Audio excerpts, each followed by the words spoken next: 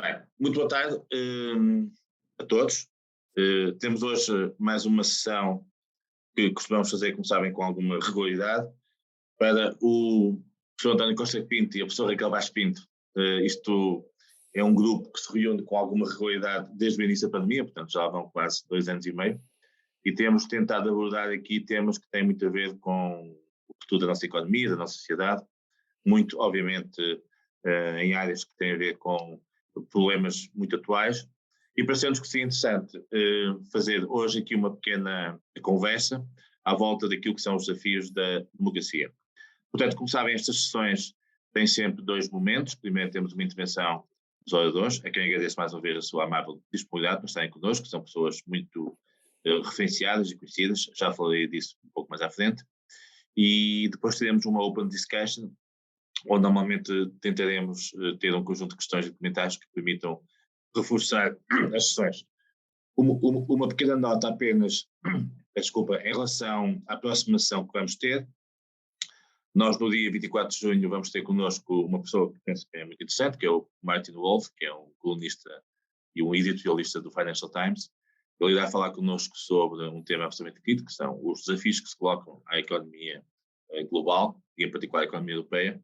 Acho que vai ser uma sessão de muito alto nível, e, portanto, quem puder estar presente, acho que merece de facto a pena, apesar de ser um dia feriado no Porto, mas para mesmo aqueles que não são do Porto, vale sempre a pena. Voltando à nossa sessão, portanto, nós hoje temos oradores de referência, portanto, o professor António Costa Pinto dispensa apresentações, ele aparece com muita regularidade na SIC Notícias, é atualmente investigador e também professor no Instituto de Ciências Sociais, da Universidade de Lisboa, deu aulas em tudo quanto é, portanto, ele é doutorado pelo Instituto Europeu de Florença e é ligado com o ISCTE, e já deu aulas em escolas reputadíssimas, desde Georgetown, Stanford, passando pelo Instituto de Política de Paris. A professora Raquel Vaz Pinto é neste momento investigadora no IPID, da Universidade Nova de Lisboa, é também professora de Estudos Asiáticos, pensou, né? Professora da Faculdade de Ciências Humanas, é também uma voz que vemos com muita frequência, e uma cara que vemos com muita frequência nas SIC Notícias. Têm ambos, a casualidade, têm sido ambos presidentes da Associação Portuguesa de Ciência Política. Portanto, que já também este rótulo mais institucional da ligação ao tema. O que nós hoje vamos tentar ter aqui é uma conversa à volta dos desafios da democracia. A democracia tem estado muito em causa, com tudo aquilo que sabemos que são as evoluções em termos globais, o problema mais recente da guerra da Ucrânia, tudo que tem a ver com a situação a nível da Europa dos partidos populistas, e portanto o desafio que temos para frente é, no fundo, quer a professora António Costa Pinto, quer depois a professora Raquel Vaz Pinto, em áreas mais complementares, darem-nos a sua visão do tema, e depois temos naturalmente aqui uma conversa sobre o tema. Agradecer mais uma vez a vossa amável disponibilidade. Passo ao professor António Costa Pinto, depois teremos a professora Raquel Vaz Pinto, e depois teremos a parte que eu acho que é sempre mais interessante, que é os comentários, discussões, que iremos fazer com muito cuidado. Professor António Costa Pinto, começamos por si, para seguir a ordem alfabética. Muito bem, muito obrigado. Então, muito boa tarde. Tenho que cumprimentar, obviamente, agradecer o convite, cumprimentar a minha colega Raquel Vaz Pinto, com quem colaboro em várias iniciativas há muito tempo, e a maioria dos presentes. Algumas das idades dos presentes, não é verdade, que eu vejo aqui, pelo menos pelos cabelos brancos, e por uma idade mais ou menos, enfim, que imagino ande entre os 60 e os 70 anos, em alguns casos, não é verdade, outros bastante mais jovens. O tema dos desafios da democracia, para alguns deles, é, em primeiro lugar, um tema claramente histórico, ou seja, porque quando entraram na vida ativa, mais de 50% da população mundial não vivia em regimes democráticos, não é verdade? Ou seja, se tivermos como ponto de partida o ano de 1970, eu gosto sempre de dar este sempre, ou eventualmente 73, um ano antes da transição democrática em Portugal, quando se dá o golpe de Estado do general Pinochet no Chile. O que é que nós observamos em 1973? Que 70% dos países do mundo viviam em regimes ditatoriais. 80% da América Latina 80% da África. Aliás, as democracias em África contavam-se eventualmente pelos dedos. Repara-se que eu não estou aqui a falar de democracias de melhor qualidade ou de pior qualidade, estou a falar de democracias. Ou seja, com base num conceito mínimo de democracia, não é verdade? Em África contavam-se pelos dedos, na Ásia contavam-se pelos dedos, e no fundo estávamos resumidos, em termos de democracia liberal, estávamos no fundamental resumidos à América do Norte e a segmentos da Europa Ocidental. Isto para salientar algo que foi relativamente obscurecidos, houve um teórico, aliás, mal interpretado, para dizer a verdade, bastante mal interpretado, porque ele, no fundo, nunca disse isso, mas que é o Fukuyama, que sempre foi mal interpretado naquela passagem clássica que é quase sempre citada como significando que o mundo do início do século XXI é o mundo da democracia liberal, e ponto final parágrafo, e a democracia liberal como o fim da história. Foi mal interpretado, há que reconhecer. Mas a verdade é que a chamada terceira vaga de democratizações, que a partir basicamente dos anos 70, mas que reconheçamos com Portugal, Espanha e Grécia, na realidade só se iniciou com o fim da Guerra Fria a partir de 1988-89, com a implosão da União Soviética, deu origem à chamada terceira vaga de democratizações e, portanto, a grande maioria das ditaduras latino-americanas, por exemplo, transitaram à democracia em processos negociados, uma parte significativa da Europa Central e Oriental, e houve até a expectativa, convém salientá-lo, aliás, 3 vezes, a própria Rússia conheceu um processo simultâneo de redefinição territorial, não é verdade, com um grande regresso a fronteiras históricas, enfim, de muitos séculos atrás, e um processo também de transição à democracia, como é sabido, falhou.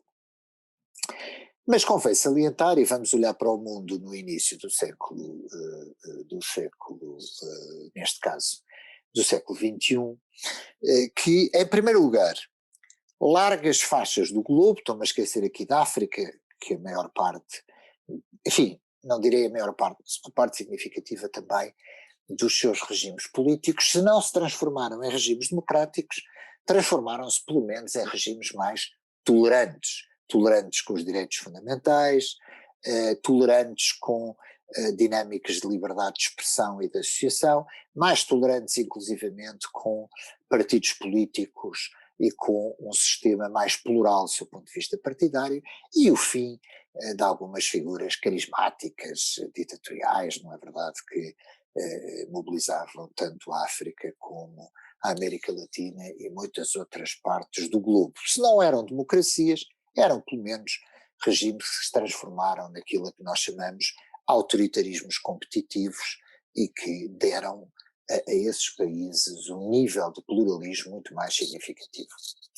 Mas, quando olhamos para o início do século XX, e eu vou ser muito XXI, e eu vou ser muito rápido, em primeiro lugar, tivemos um fenómeno de persistência autoritária muito significativo, não é? Largas faixas do globo não sofreram grandes dinâmicas de mudança política. As monarquias do Golfo não deram sinal de oscilação. Uma parte significativa, isso sim, das chamadas ditaduras de modernização do norte da África sofreram dinâmicas também de democratização falhada, já mais recentemente, praticamente só a Tunísia, no norte da África, que institucionalizou um regime de tipo democrático, não é verdade?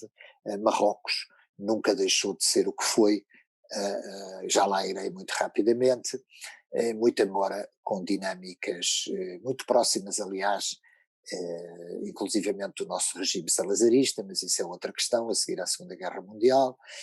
O Egito teve um fenómeno de persistência de um autoritarismo de novo tipo, não é verdade, e muitos outros regimes escaparam a esta quarta vaga de democratizações, que muitos chamaram quarta vaga, para fenómenos de reconsolidação autoritária. Temos as monarquias do Golfo, tivemos outro tipo de regimes políticos na Ásia, e temos, como essa vida, eu não vou entrar nesse campo, mas costumo sempre citá-lo, vale a pena dizê-lo, o regime ditatorial, cujo processo de mudança e continuidade representa para nós, cientistas políticos, digamos, o fator mais fascinante de análise, que é um regime que, mantendo muito embora instituições formais de origem, que é a China, como é evidente, que nasceram efetivamente com a China socialista, com a Revolução Chinesa, com o Partido Comunista, com o modelo de socialização de tipo socialista, e que transitou, no fundo, de uma ditadura de tipo socialista clássica a uma ditadura de capitalismo de Estado, mantendo no fundamental o mesmo nível de instituições políticas e uma enorme continuidade, digamos assim, institucional, muito embora com renovação muito significativa de elites. Não vou desenvolver esse tema, para salientar um ponto quando falamos em desafios da democracia, que é o primeiro. E esse primeiro após, inegavelmente, uma vaga de expansão de regimes de tipo democrático, ilustrando que, com a alteração da cena internacional, inclusivamente, muitos segmentos de elites autoritárias nacionais promoveram, reconheçamos, processos de mudança de regime, porque a conjuntura internacional se alterou. Eu dou sempre os mesmos exemplos, como é evidente, os generais brasileiros não se converteram à democracia, de repente passaram a democratas. Não, a cena internacional alterou-se e, portanto, como é óbvio, eles pensaram que também não foi, em segundo lugar, por nenhuma dinâmica de revolta popular, a massa do Brasil não se revoltou contra a ditadura militar e fez a democracia. Isso, analiticamente, os democratas gostariam de pensar que isso foi assim, mas nós sabemos perfeitamente que não foi assim. As massas brasileiras não se revoltaram, não fizeram nenhum 25 de Abril, não realizaram um golpe de Estado, não foram para a rua, não sanearam os seus dirigentes políticos, nada disso aconteceu, como é evidente, na maioria dos países latino-americanos, assim como não aconteceu na Argentina, assim como não aconteceu no Chile, assim como não aconteceu no Uruguai, assim como não aconteceu na grande maioria dos regimes, que são hoje regimes democráticos na América Latina. Tratou-se, evidentemente, de um processo negociado esse que teve, evidentemente, como efeito maior uma alteração das posições da potência dominante. Eu cito este ponto porque, não para contar a história, para dizer a verdade, para contar a história da carochinha, mas para dizer que, evidentemente, cada vez mais a cena internacional, eu não consigo desenvolver esse tema, e as suas alterações, as alterações do poder internacional são, obviamente, decisivas para que muitos países na periferia desse sistema internacional se mantenham democráticos. Para dar um exemplo, 70% dos processos de impeachment na América Latina, nos últimos 20 anos, se, por acaso, a potência dominante e a comunidade internacional não fosse uma comunidade internacional que favorecesse a democracia, já tinham dado origem a ditaduras. Tanto faz ser o caso da Bolívia, enfim, após uma experiência populista de esquerda, como outros casos, não interessa agora. Na América Latina já teriam dado origem a soluções autoritárias. Se isso não aconteceu, foi em grande parte porque justamente esse tatear das elites nacionais, por segmentos que em cada país remetem para conjunturas diferentes, tatearem justamente a potência dominante, isso muito provavelmente já teria dado origem a um número mais significativo de regimes de tipo autoritário.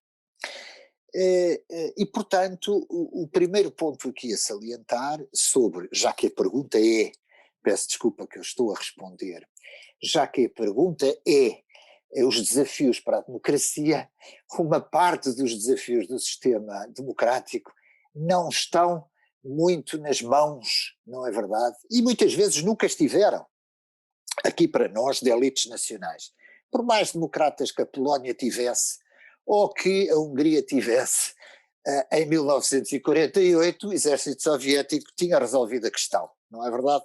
E, portanto, adeus democracia, porque a dinâmica justamente de criação de sistemas políticos democráticos ou autoritários a partir da ocupação, pura e simples, ou a partir de processos de mudança de regime ligados a eles, são muitas vezes determinantes. Eu dei o exemplo do pós-guerra, porque também outros exemplos, desde 1945, o qual falamos pouco, também representam democratizações do exterior. Ou seja, uma parte da democracia japonesa é produto da ocupação norte-americana. Tout court, ponto final, parágrafo. Imperador acaba com os poderes. Elite militar, etc. Não há mais. Instituição e Constituição do Japão, não é verdade? Pós-imperial, neste caso, de autoridade máxima do poder de ocupação. Existem processos de mudança de regime autoritários a partir do exterior, existem alguns, menos, é inegável, processos de democratização que são muitas vezes provocados pelo exterior, e a própria potência, muitas vezes dominante, nestes casos os Estados Unidos, acompanha e monitorizam, justamente monitoriza o processo de transição democrática. Já sabemos que foi assim na Alemanha, onde o poder aliado foi controlando as instituições e demorou o seu tempo, foram 10 anos, não é verdade?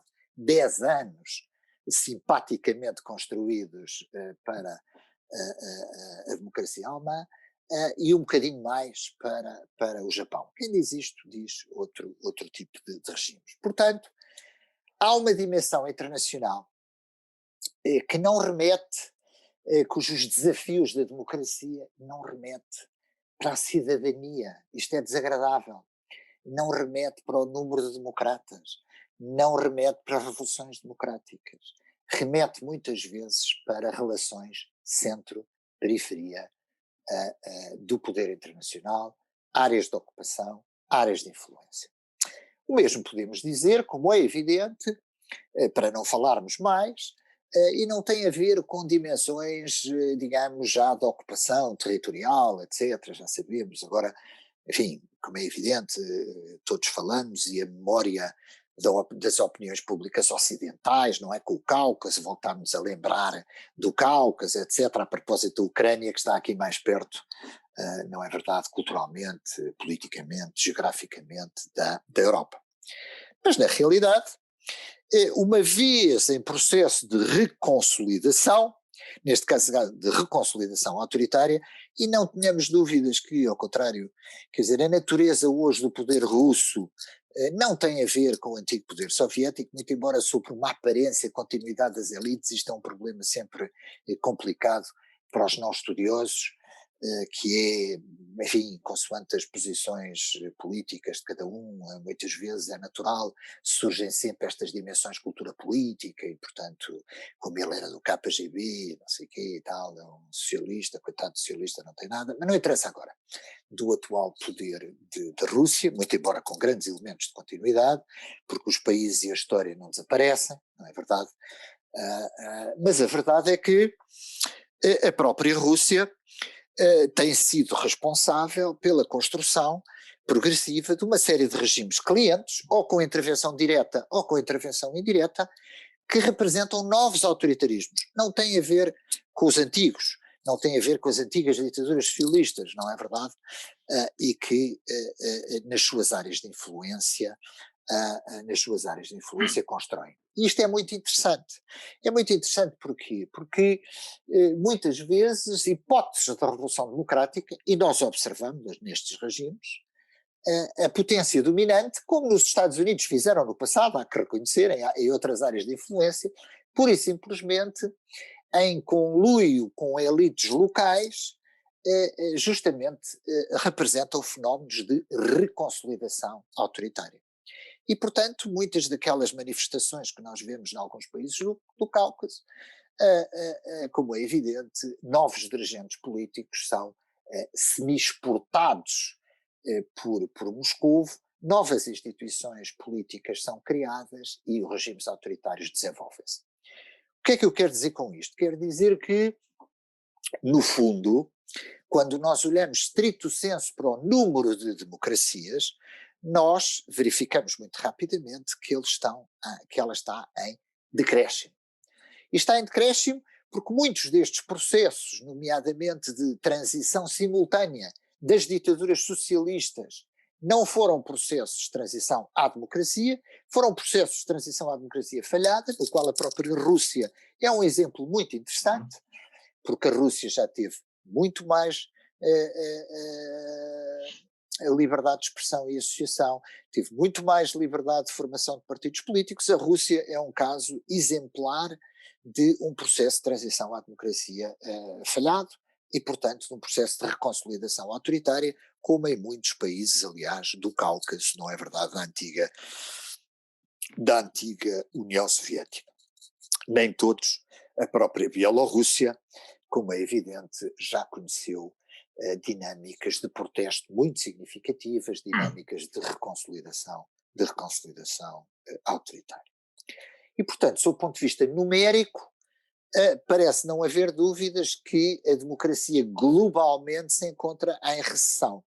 Se encontra em recessão não só pela reemergência a nível, digamos, entre aspas, mundial, de potências que não promovem a democracia, nem têm condicionalidades democráticas e que nas suas áreas de influência, obviamente, promovem regimes autoritários. No caso da Rússia.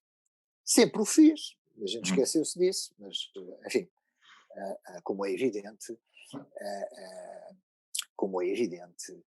a dinâmica geoestratégica da Rússia nas áreas que foram suas antigas áreas de influência, não pode ir lá por via democrática. Aliás, raramente acontece, mas não interessa. Depois temos, obviamente, a China, e eu não vou subsumir-me à minha colega, mas temos, obviamente, a China, que, ao contrário do que se pode pensar, não é uma potência que promove o autoritarismo. Digamos, nas suas áreas ali ao pé deixou-se estar, não é verdade? Desde a Coreia do Norte até outras áreas. Mas globalmente não é uma potência em crescimento que para já seja uma potência que tenha uma política externa de promoção de regimes autoritários. Mas eu vou esquecer-me da China muito rapidamente para falar naquilo que globalmente é o desafio aos regimes democráticos contemporâneos. O primeiro desafio global a um regime democrático contemporâneo é justamente o fator internacional. E repare-se que o fator internacional também funciona como dinâmica política interna, porque a condicionalidade democrática está cada vez menos presente na política internacional. E o exemplo que eu gosto de dar é o exemplo da Turquia. Porquê? A Turquia é interessante sob vários pontos de vista. Em primeiro lugar, porque ela não representa um processo de transição falhado com base em continuidade de elites. A Turquia sempre foi, com oscilações, um regime político com uma forte presença de uma elite militar secularizada, todos o sabemos, com oscilações democráticas rapidamente corrigidas por novas intervenções militares. E isso foi o caso até relativamente recentemente, e foi a consequência de um processo efetivo de transição à democracia. O novo poder político turco, do atual presidente da Turquia, ganha efetivamente as eleições. Ou seja, ele é o produto de um processo de transição democrática, em que um partido que não tem valores muito democráticos ganha efetivamente o poder, é um partido islâmico moderado, porque também não vale a pena pensar que o Sr. Erdogan é porta-voz do fundamentalismo islâmico, isso também não passa para a cabeça. Enfim, não interessa, não é? E é o produto de um partido islâmico moderado que ganha efetivamente as eleições e que a partir do poder vai subvertendo as instituições democráticas. Porquê que eu cito o exemplo da Turquia e vou-me calar muito rapidamente? Porque a Turquia representa, o que não aconteceu na Argélia, a grande contradição das democracias contemporâneas. Ou seja, que tipo de atitudes, houve uma conferência há muito pouco tempo, aliás, de um politólogo de Oxford muito, muito interessante sobre esse ponto de vista, que atitudes devem tomar os democratas e a democracia perante dinâmicas de tomada do poder democráticas de partidos políticos que não são democráticos. No fundo, a Turquia dentro da União Europeia, temos aqui um exemplo, não é verdade? Enfim, com uma enorme condicionalidade, apesar de tudo, mas atenção, com as novas clivagens provocadas pela Rússia e pelas dinâmicas expansionistas da Rússia, como é evidente, provavelmente algumas dinâmicas de condicionalidade democrática vão ter que ser alteradas, nomeadamente no que toca à Hungria e eventualmente no que toca à Polónia, no coração da União, do coração da União Europeia, porque a Turquia, no fundo, inaugura politicamente este dilema que, sob o ponto de vista das democracias contemporâneas ocidentais, é, num certo sentido, equivalente ao dilema populista.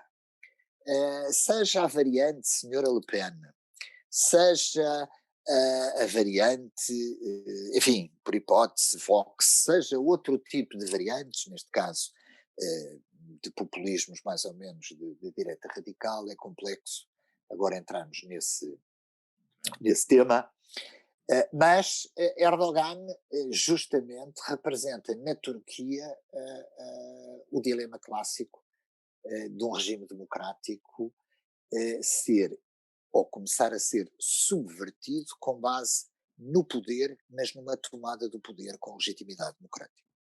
E Erdogan é o que ele tem feito. Primeiro elimina inimigos políticos, depois transforma, alterando o sistema eleitoral, o seu partido em partido dominante, depois controla e domina a liberdade de expressão e de associação e fundamentalmente através de um controle indireto dos meios de comunicação social, como é evidente, eliminando praticamente o pluralismo na grande comunicação social, e depois, que era o caso da Turquia, que foi o mais complicado de tudo, como é evidente no caso da Turquia, conseguindo reequilibrar o poder civil-militar. Porque no caso da Turquia, especificamente, os militares eram, digamos, o eixo das ditaduras de modernização turca e dos valores, digamos assim, entre aspas, ocidentais herdados de Atatürk versus um modelo, enfim, já o sabemos, não vale a pena, todos conhecem a história. Se pudéssemos ir começar a terminar para passar depois à pessoa. Vou terminar, a história da Turquia. Muito bem. E portanto, muito rapidamente, onde é que nós estamos?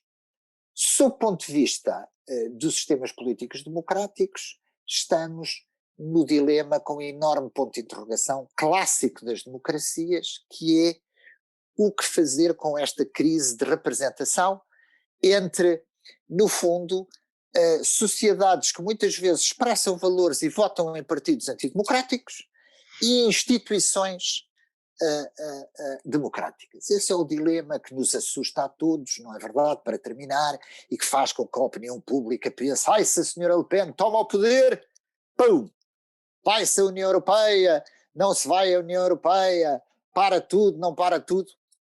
Estamos exatamente aí. Com Trump, igual, o desafio é o mesmo. Com Bolsonaro, em outubro podemos andar próximo Uhum. dessa questão.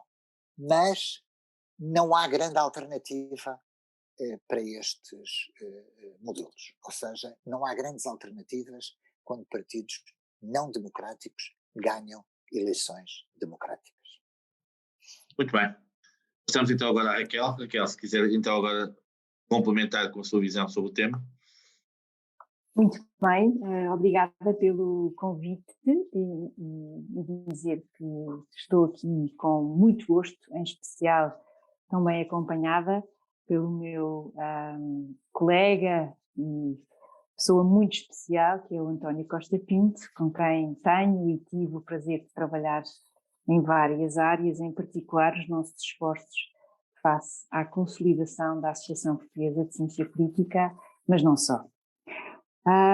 Eu gostaria de, face a este tema, que é de facto um tema muito abrangente, e no qual o António é claramente uma das referências que nós temos no que toca ao estudo destes períodos de transição, de regressão ou de consolidação, eu talvez complementasse aquilo que foi dito pelo António, tendo em conta os pontos que foram focados, e optaria por olhar para 5 pontos e depois passar ao debate e ao que eu acredito serem as perguntas que estão na calha. Desde logo, enfatizar e muito, o meu primeiro ponto tem a ver com, quando li o título, imediatamente dividi estes desafios em desafios externos e desafios internos. Vai um pouco ao encontro desta divisão feita pelo António Costa Pinto. Desafios externos, eu resumiria estes desafios externos, há outros, mas a democracia e, sobretudo, a democracia liberal, já falarei um bocadinho sobre ela, tem hoje forte concorrência, ou seja, tem, no que toca às questões e ao contexto internacional, tem, em particular, num país que também já foi focado, a República Popular da China, concorrência. E esta concorrência é importante porque não só a China tem conseguido, ao longo de décadas, ser capaz de contrariar todo um conjunto de perspectivas, de comparações, a comparação evidente com a queda da União Soviética ao longo de muito tempo foi um ponto importante, o que nós muitas vezes ao longo destas décadas fomos esquecendo, embora com cada vez menor ênfase, é o facto de quando o muro de Berlim caiu em 1989, a China já levava 10 anos de avanço em matéria de reformas económicas e já começava de forma muito serena, embora 89 não seja um ano nada sereno para a República Popular da China, a começar a arrumar a casa em matéria de economia planificada. Portanto, eu destacaria sem dúvida que há hoje em dia concorrência. Essa concorrência está muito associada também ao sucesso económico da República Popular da China e à sua capacidade, nos pontos com mais visibilidade, noutros pontos de forma mais sutil, de apresentar um pacote de investimento ou de financiamento que é atrativo a nível internacional. Neste contexto, destacaria sem dúvida o projeto One Belt, One Road, depois passou a chamar-se Belt and Road Initiative.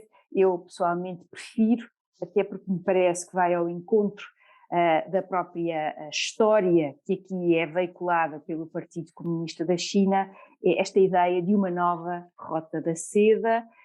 O Peter Frankopan, num livro absolutamente extraordinário, As Rotas da Seda, mostra-nos e demonstra como ao longo de tantos séculos, em particular desde o século II a.C. até hoje, estas rotas da seda foram-se transformando, foram-se alterando, mas este fluxo é de facto um elemento importante quando olhamos para o mundo, ao longo da sua história. Portanto, eu diria que a concorrência em termos de regime hoje em dia existe, mas também existe porque estamos a falar de um concorrente que tem que é a segunda maior economia do mundo.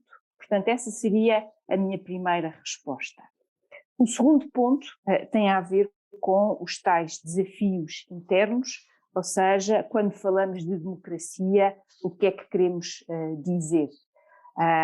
Estamos a falar de democracia no sentido de ter eleições e de vencer o partido que conseguir mais votos, ou uma coligação desses mesmos votos, ou estamos a ir um pouco mais longe e a englobar aquilo que se chama a democracia liberal, ou seja, a articulação entre o que é um conjunto, o que são eleições e também o que são um conjunto de direitos políticos e liberdades cívicas que nós consideramos absolutamente cruciais e importantes. Estamos a falar daquilo que é a saúde de uma democracia no seu sentido mais abrangente. E aqui eu introduziria a questão a questão também igualmente económica ou financeira, que tem a ver com a prosperidade, ou seja, o que temos sentido, o que temos vivido nos últimos tempos. Eu penso que o facto de não vivermos tempos tão prósperos, tempos ou de austeridade ou de maior dificuldade nas nossas vidas, no nosso dia-a-dia, é em si mesmo um aspecto ou uma dimensão que, do ponto de vista interno, ajuda muito, seja a discursos, entre aspas, e de forma muito generalista, apelidados de populistas, mas que também encontra aqui, eu diria, um terreno mais fértil. Aliás, quando olhamos para parte, não é tudo, parte do eleitorado que votou em Donald Trump, nós percebemos de forma muito clara como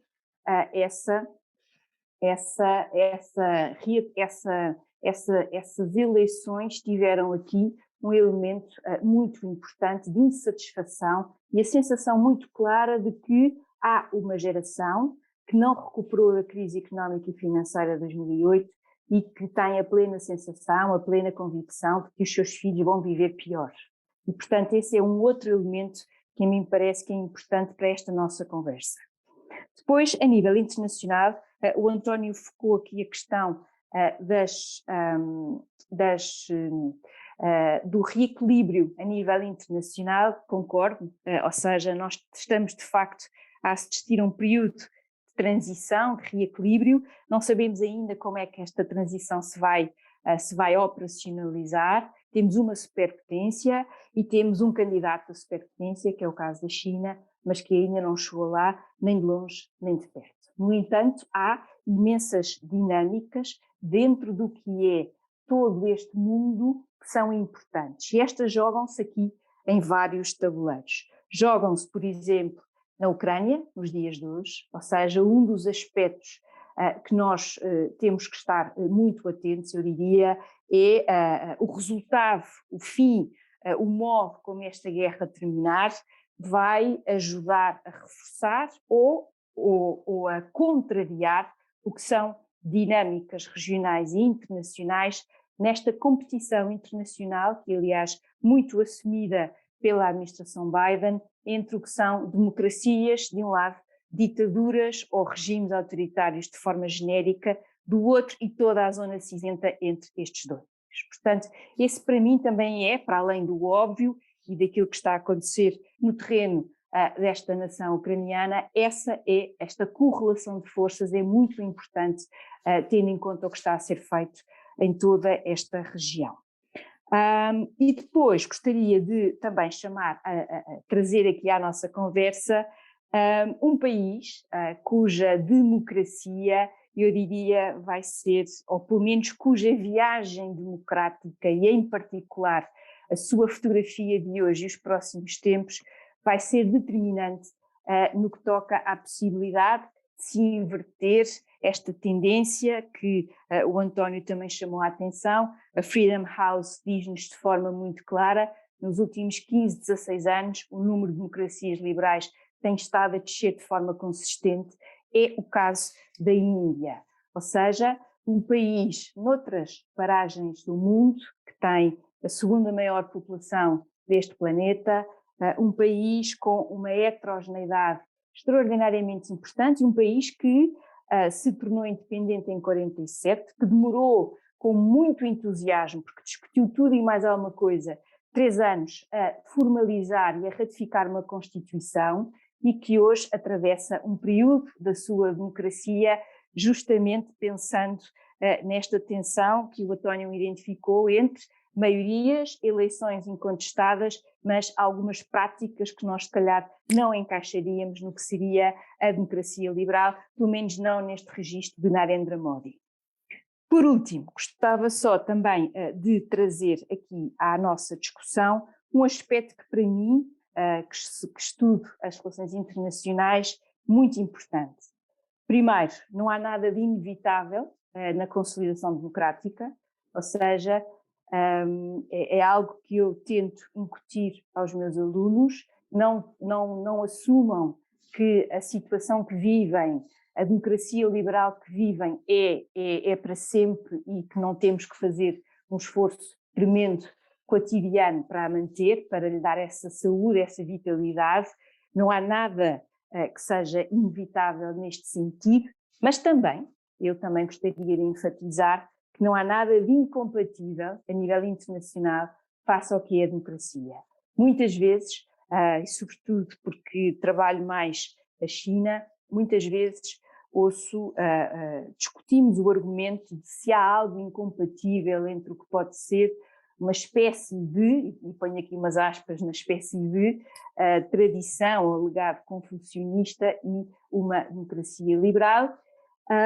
Eu diria que a história, a primeira metade do século XX chinês demonstra que não, e por outro lado chamaria a vossa atenção para aquilo que se vive, aliás, num território que está cada vez mais no centro das atenções e que vai continuar a estar, que é Taiwan, no qual essa tradição confucionista é evidente e na qual nós hoje temos 23 milhões e 500 mil pessoas que votam, que têm e que vivem, aliás, uma democracia liberal plena. A última avaliação da Freedom House, Taiwan tem só menos um pontinho do que Portugal, eu penso que é 96, 95 de 100 possíveis. Portanto, o meu ponto em relação a esta questão era, por um lado, enfatizar a relação entre as questões externas e as questões internas, estas tendências que foram identificadas pelo António e que precisam de facto ser exploradas de uma forma mais com todas estas dimensões,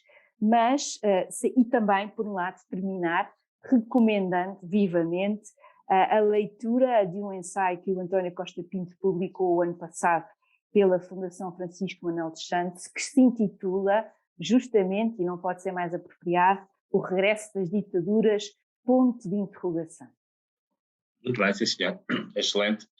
Passamos então aqui a um período de debate. Eu não tenho aqui nenhumas questões, mas que vou sugerir alguns dos presentes para eventualmente colocar em questões ou comentários. Temos aqui o Joaquim Silva Rodrigues, que está aqui mesmo à minha frente. Trabalhou muitos anos na Comissão Europeia e, portanto, tem uma visão muito prática destas coisas a partir da Europa, mas também, tanto quanto eu sei, é uma pessoa que também anda muito pelo mundo. Joaquim, quer colocar alguma questão, algum comentário a ambos os oradores? Nós estamos a ouvir, tem que pôr o som.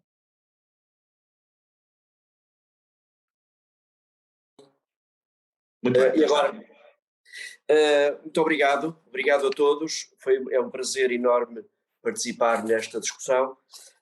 Eu estou particularmente tocado porque durante mais de 20 anos, quase 30, trabalhei com a ex-União Soviética, desde o fim da União Soviética até há pouco tempo, e portanto, digamos que respirei o ar que ainda se respirava, nomeadamente na Ásia Central, no Cáucaso e também nos Balcãs.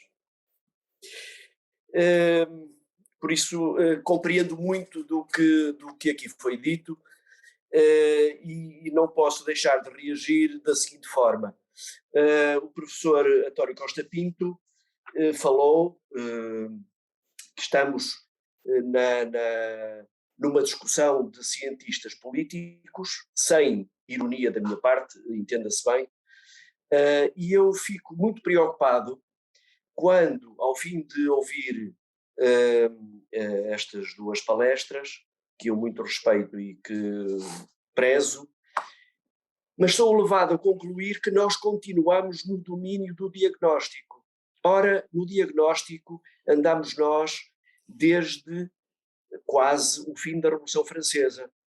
E os pilares desta nossa democracia liberal provavelmente são outros. Pergunto eu se, com os exemplos que nós temos neste momento, e que conhecemos uns mais, outros menos, uns diretamente, como foi o meu caso, de ter que lidar com as novas ditaduras / ou barra democracia, ou eu diria democracia / ditadura do Uzbequistão, do Cazaquistão, do Tajiquistão e por aí fora, em que nós, idos daqui de Bruxelas, levávamos a economia de mercado, os princípios democráticos, e realmente encontrávamos muitas vezes portas entreabertas, mas também, devo confessar, uma vontade grande de saber ao que nós íamos. Tivemos êxito, e será errado quem disser que foi um tempo perdido. Tivemos êxito, mas nem tudo são flores neste mundo, é óbvio.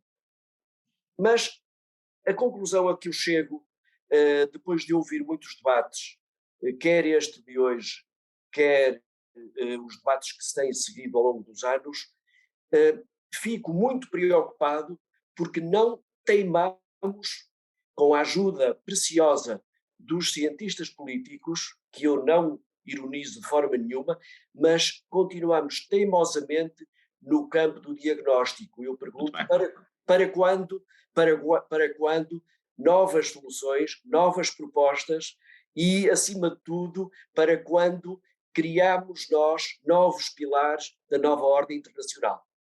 Muito obrigado. Nós íamos talvez juntar 3 questões, está bem, Raquel e António Costa Pinto.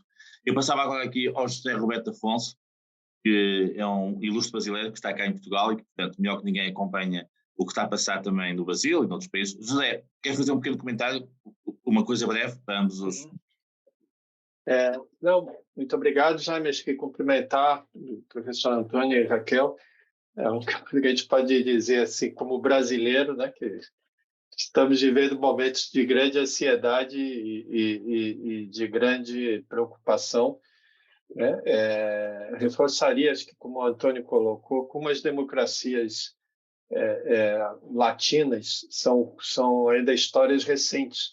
A atual Constituição brasileira, que é de 1988, é a Constituição mais longa da história da nossa democracia, para ver, né, o quanto estamos. Mas eu acho parabenizar Jaime e só registrar, eu acho que reforçando o brilhantismo aí desses debates que acho que a gente tende a seguir, e como o colega anterior colocou, a grande preocupação é como é que a gente lida com essas novas realidades, em particular a questão das redes sociais.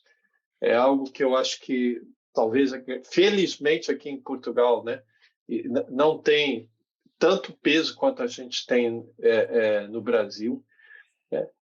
Reforçaria que no caso brasileiro, o tempo que o brasileiro fica na internet é um dos mais altos do mundo. Ele nem tem ele não tem acesso a uma boa internet como a gente tem em Portugal. Se tivesse, era pior ainda.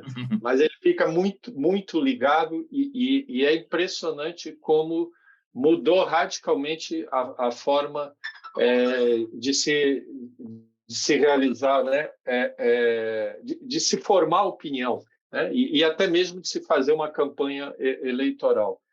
E isso eu acho que, assim, eu pelo menos, Zé Roberto, tenho uma enorme dificuldade de saber como é que a gente lida com esse, né, mundo novo, que lógico, né, todas as vantagens da internet, das novas tecnologias de informação e comunicação, nos trazem inúmeras, né, vantagens. Em particular, no caso brasileiro, me permita aqui só registrar a questão do processo eleitoral brasileiro, que não é só urna eletrônica, é todo o processo digitalizado, tem várias coisas que a gente pode comentar. Eu acho dos melhores, dos processos mais avançados do mundo, ao mesmo tempo é atacado pelo atual presidente da República, das poucas coisas nas quais nós brasileiros fizemos made in Brasil e, ao meu ver, muito bem feitas.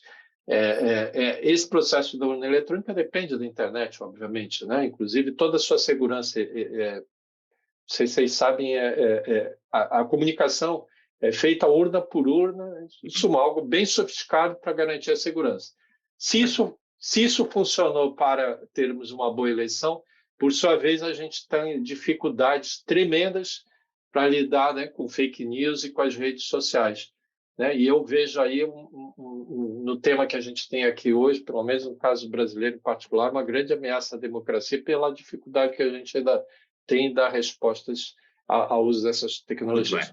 Muito obrigado. O tema das redes sociais. E para terminar, temos aqui também conosco o André Inácio, que também é um estudioso destes temas, um pouco numa lógica, se calhar, mais ligada às questões da segurança. Mas, André, se quiser fazer um pequeno comentário, como é que a democracia e a segurança, no fundo, se jogam, e se quiser colocar alguma questão a ambos os oradores, antes de passar a eles, por favor. Obrigado, Jaime. Cumprimentar todos os presentes e, naturalmente, com especial relevo os oradores. Confesso que não estava a contar intervir, mas há aqui uma questão a que eu não fujo, que é, de facto, a questão das elites, ou da ausência delas, e o que isso está a condicionar, de facto, os atuais modelos democráticos. E a juntar isto exatamente ao comentário do anterior interveniente, porque de facto acho que ao mesmo tempo temos aqui um afastamento das elites.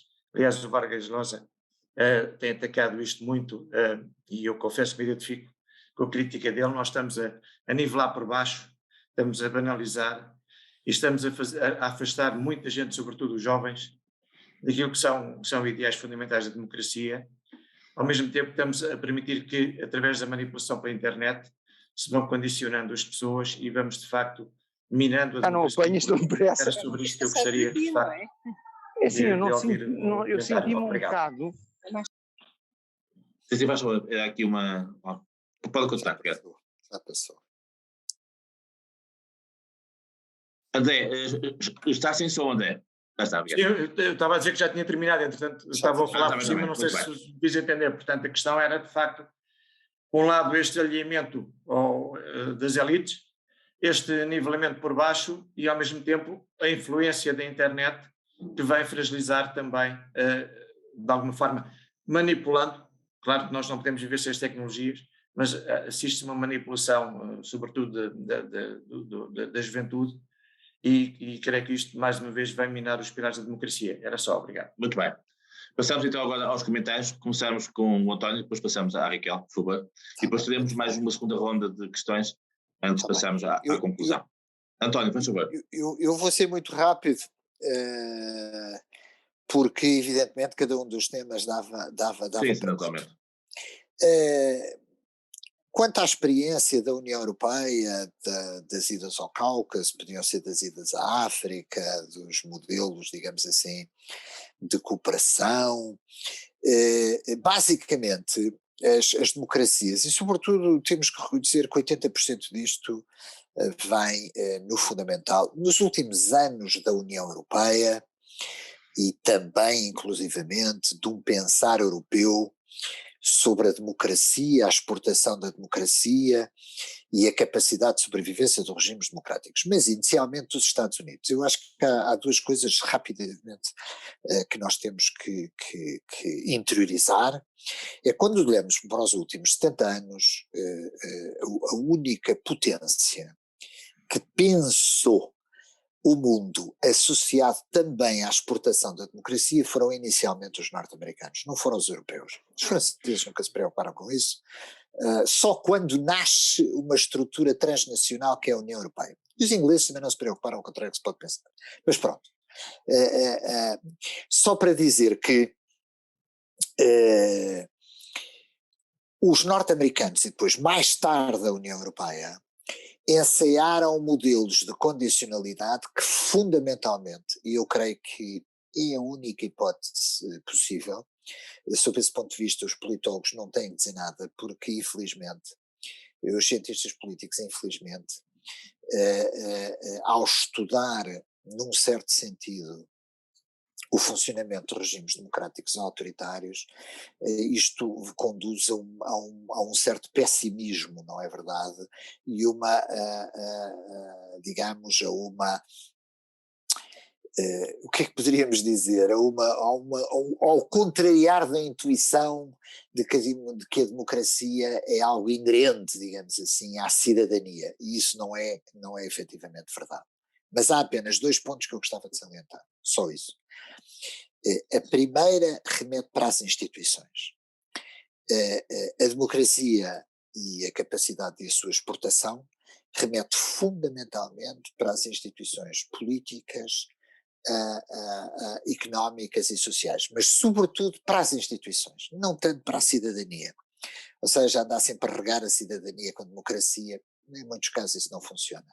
Nem sequer sob o ponto de vista das elites. E portanto eu diria que o reforço que muitas vezes a União Europeia, inclusivamente, as fundações, por exemplo, as fundações alemãs, para dar o exemplo, temos que reconhecer, de uma democracia que teve nas grandes fundações político-partidárias um papel ativo na consolidação destes sistemas políticos democráticos em zonas mais complexas, remete fundamentalmente para as instituições. A segunda, temos que reconhecer, remete curiosamente para as variedades de capitalismo. E eu falo capitalismo no sentido como nós dizemos, não tem a ver, quando se fala em capitalismo muitas vezes pode-se pensar que só os anticapitalistas é que falam em capitalismo, nada disso. O capitalismo no sentido nas suas variedades, porque o capitalismo concilia-se com muitos tipos de regime político. Isso é outra ilusão que acabou. A associação entre capitalismo e democracia. Não vale a pena pensar. A variedade de capitalismo chinês, para já, não funciona mal e não é exatamente, enfim, uma variedade mais estatista, mas não necessariamente funciona mal. Mas eu diria que aí nós só podemos apontar para as instituições, mais do que a cultura política, para as instituições políticas democráticas. O que me remete, antes de ir ao tema dos mídia, para o tema das elites. É que, quando nós olhamos para a relação elite-massa, um dos grandes problemas das democracias contemporâneas remete justamente para a revolta, não é das elites, como diria o Ortega Gasset, mas para a revolta eleitoral da massa. Ou seja, o fenómeno do populismo contemporâneo é um fenómeno eleitoral, é um fenómeno de um novo tipo de relação entre a elite política e a sociedade. E isto não remete para a falta de qualidade intrínseca das elites. A democracia brasileira tinha uma classe política a nível nacional, uma elite que era uma elite muito bem formada, digamos, ninguém pode, muito bem formada, ou seja, não tem nada a ver, por exemplo, com o fenómeno Bolsonaro. Bolsonaro, como é sabido, era digamos, para falar bem depressa, é o protótipo de um político rasca, que andou lá 20 e tal anos na semicorrupção e tal, e que chegou à presidência da República. Vamos dar o exemplo do Fernando Henrique Cardoso, e para muitos outros elementos, por exemplo, da elite política brasileira. Uma parte da elite política francesa, sob o ponto de vista estrito da sua qualidade intrínseca, níveis de educação, níveis de percepção do mundo, etc., é uma elite de grande qualidade subjetiva, como nós medimos a qualidade. Como nós medimos a qualidade da elite, não é verdade? O problema, em parte das democracias contemporâneas, não remete para a sua elite, remete para a capacidade que o sistema político democrático tem, via partidos políticos, de reconectar com a sociedade. Porque o fundamental do populismo contemporâneo, era isto que eu gostava de salientar, e mesmo uma parte do eleitorado de Bolsonaro, que, enfim, não remete para as classes possidentes brasileiras assustadas com o Lula, porque essas coitadas não tinham capacidade de voto suficiente, não é verdade, para eleger o Bolsonaro. Nem a senhora Le Pen, nem, enfim, nem outros elementos da classe política, eventualmente percepcionados como inimigos da democracia. O mesmo se pode passar em Itália. É de facto uma curiosa mistura e complexa mistura de incapacidade das democracias, e temos que reconhecer que nós pedimos muito às democracias, porque o que é que nós pedimos às democracias? O que é que a sociedade pede à democracia? É apenas democracia? Não. É a sua capacidade de devolver bens sociais, de devolver um Estado social, de devolver condições de vida que remetem para uma redistribuição com base no crescimento económico, etc, etc. E, portanto, a democracia está condenada a estas dinâmicas de crise. Depois vêm os politólogos, como dizia aqui o nosso participante, depois vêm os politólogos perceber porque é que a senhora Clinton não ganhou a eleição, porque é que o senhor Trump ganhou em certos círculos eleitorais. Ótimo, nós conseguimos explicar isso, mas explicamos a posteriori, porque o problema da classe política e da elite política é justamente, na sua relação com as instituições, conseguir integrar a cidadania no quadro de um sistema político democrático. E isso, confessemos, não vale a pena estar a dar exemplos históricos, eu vou ser rapidíssimo, mas quer dizer, por exemplo, nós conseguimos integrar a maior parte dos partidos comunistas no sistema político democrático. Mas quer dizer, o objetivo inicial deles não era construir um sistema de democracia representativa. Eu peço desculpa estar a dizer isto no século XXI, mas não interessa. Mas quando olhamos para o século XX, a questão não era essa. O mesmo se passa com estes partidos populistas, ou com partidos neofascistas, ou radicais, ou qualquer outra coisa. E, portanto, o desafio da democracia remete para as instituições e a capacidade, porque não encontramos outros modelos, e a capacidade da democracia representativa conseguir integrar choques assimétricos que representam, neste caso, dinâmicas eleitorais, mas que no passado representam tentativas de golpe de Estado, tentativas de crise revolucionária. Nós hoje estamos a falar todos contentes dos populistas, mas quer dizer, para aqueles que são mais velhos, à esquerda do leque político, o terrorismo de extrema-esquerda e extrema-direita em Itália não foi fácil de engolir. O maio de 68, muito, digamos, enfim, da minha geração, muito mexido, não foi exatamente, quer dizer, enfim, teve outro tipo de componentes como hoje no meio dos desafios populistas de direita radical são. Portanto, as elites são o que uma sociedade produz. As instituições é que me parecem ser aqui o ponto fundamental. Não consigo responder em nada sobre as redes sociais e termino. Porquê? Porque as redes sociais são, como diz aqui, neste caso o nosso participante, as redes sociais são, já se sabe que têm duas dimensões terríveis. Não têm escrutínio e são, como é evidente, dão voz àquilo que nós chamamos de instituições sociais totais. Ou seja, eu arranjo um grupo de crentes, fecho essa rede, conto as maiores aldrabices e toda a gente vai na conversa. Estou a brincar. Ou pode ser mobilização religiosa, pode ser mobilização, sei lá, de dizer que pode ser o que se quiser. Mas isso são espelhos da sociedade. Não vale a pena pensar, são espelhos da sociedade. Não vale a pena pensar, são espelhos da sociedade. Quando nós fazemos inquéritos à cultura política, nós pensamos num ideal tipo de cidadania racional, quase republicana, mas isso não existe na sociedade. Isso não existe na sociedade.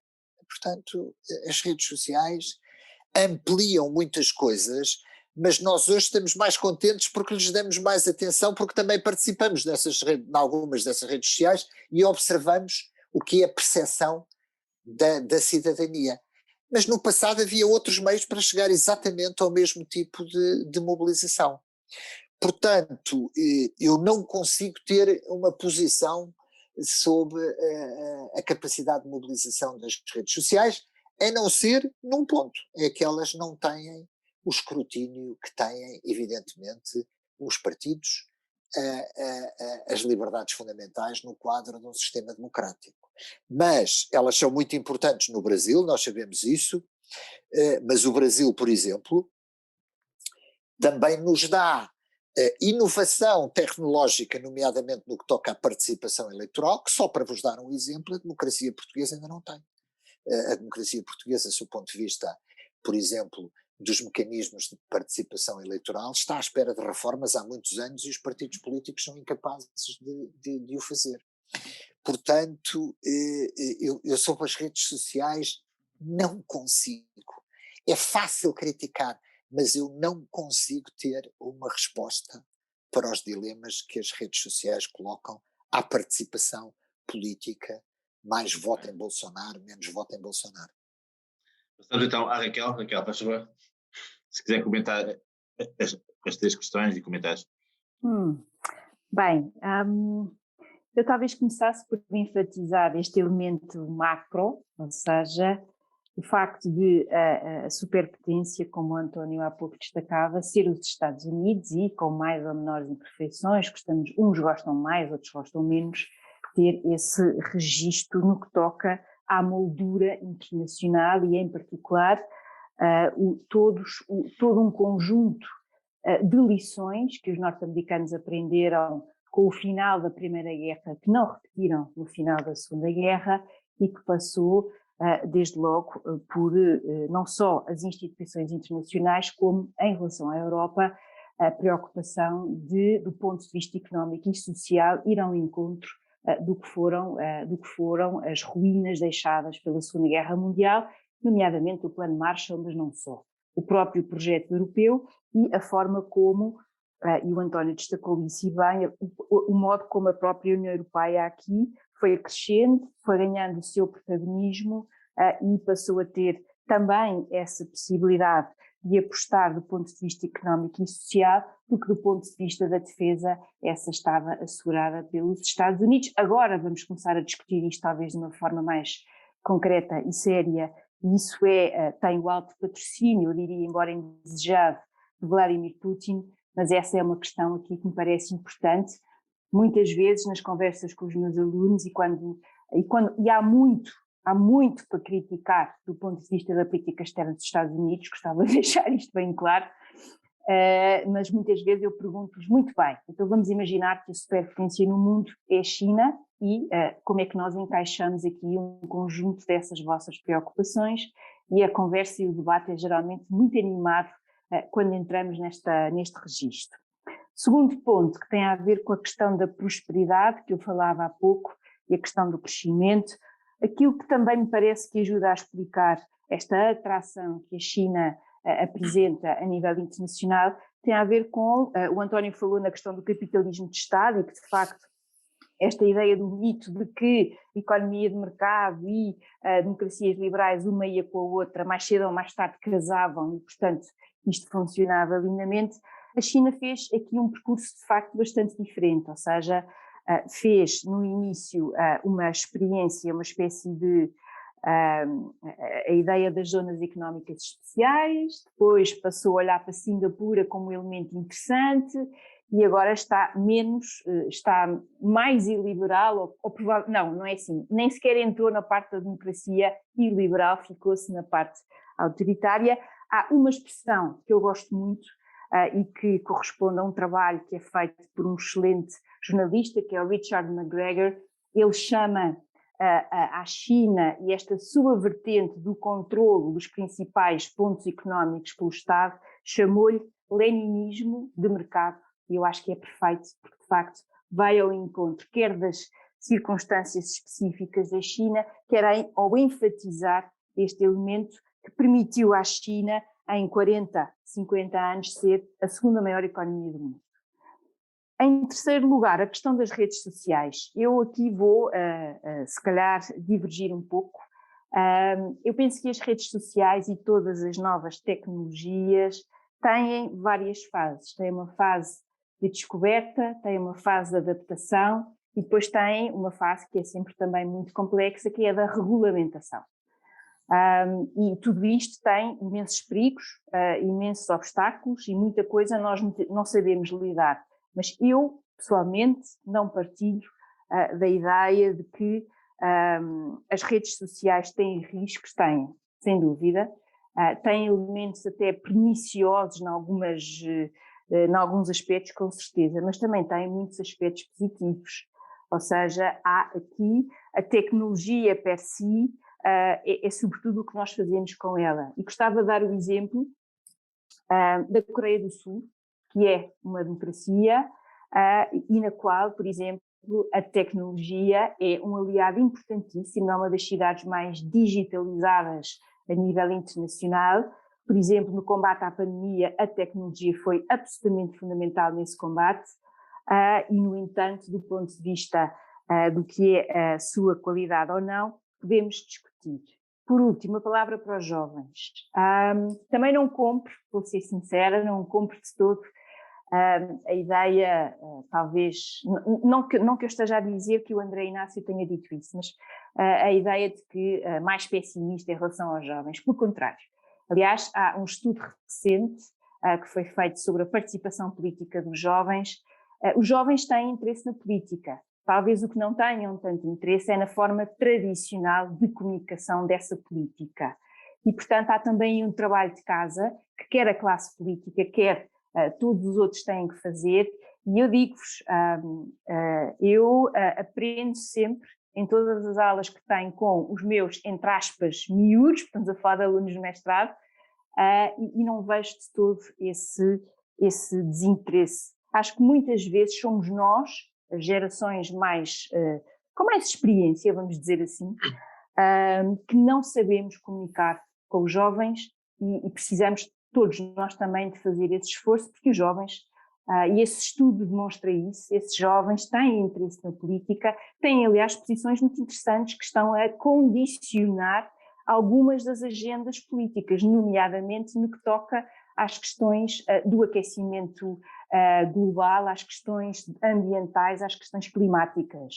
O drive foi sobretudo um drive dos jovens, ao qual depois boa parte da classe política, juntamente com os cientistas, entrou. E reparem como hoje em dia uns de forma mais interessada, outros de forma mais interesseira, é um tema importante de discussão séria, não de retórica, mas de discussão séria daquilo que é o presente e o futuro da sociedade portuguesa e da sociedade europeia e da sociedade mundial, mas essa é uma faceta à qual esse entusiasmo e essa juventude foi uma peça importantíssima para nos obrigar a pensar que se calhar aquilo que vamos deixar a esta geração não está se calhar nas melhores das condições.